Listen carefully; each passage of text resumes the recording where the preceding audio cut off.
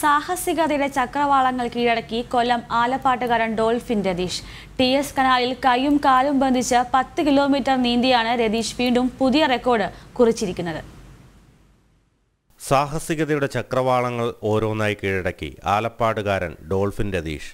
TS കനാലിൽ കൈയും കാലും ബന്ധിച്ച മണിക്കർക്കടവ് മുതൽ ആയിരംതെങ്ങ് പാലം വരെയുള്ള 10 കിലോമീറ്റർ ദൂരം അതിസാഹസികമായി നീന്തി രതീഷ് പുതിയൊരു റെക്കോർഡ് കൂടി സ്വന്തമാക്കി.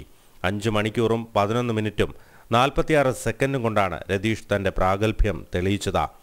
20 സെൻറ്റിമീറ്റർ നീളമുള്ള കയ്യാമവും 50 സെൻറ്റിമീറ്റർ നീളമുള്ള ആമവും ബന്ധിച്ചാണ് നീന്തിയത്.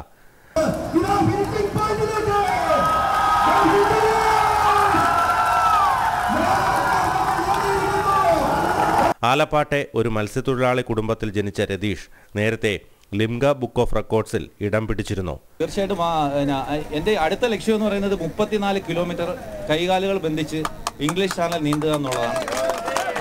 അത് ഈ വരുന്ന നമ്മുടെ ഈ നാടിൻ്റെയും നമ്മുടെ ഈ പറയുന്ന സർക്കാർ സംവിധാനം എല്ലാം സഹായിച്ചു കഴിഞ്ഞാൽ തീർച്ചയായും ഈ മാർച്ചിൽ ട്രെയിനിങ്ങിന് പോകാൻ സാധിക്കും.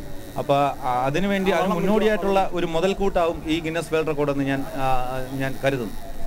പണിക്കർക്കടവ് മുതൽ ആയിരംതെങ്ങ് പാലം വരെയുള്ള ദൂരം നീന്തുന്നതിനിടയിൽ ഇരുകരകളിലും 100 കണക്കിന് പേരാണ് പുഷ്പങ്ങളേന്തി പ്രോത്സാഹനവും പ്രാർത്ഥനയുമായി നിലകൊണ്ടത്. സുരക്ഷയ്ക്കായി ഫയർഫോഴ്സും പോലീസും സുരക്ഷാ ബോട്ടുകളും എല്ലാം തന്നെ സമാന്തരമായി രതീഷിനൊപ്പമുണ്ടായിരുന്നു. ഇംഗ്ലീഷ് ചാനലിൽ 35 കിലോമീറ്റർ നീന്തുകയാണ് രതീഷിൻ്റെ അടുത്ത ലക്ഷ്യം. ഹണി തങ്കപ്പനൊപ്പം ബിനു മുരളീധരൻ, ജനം, കൊല്ലം.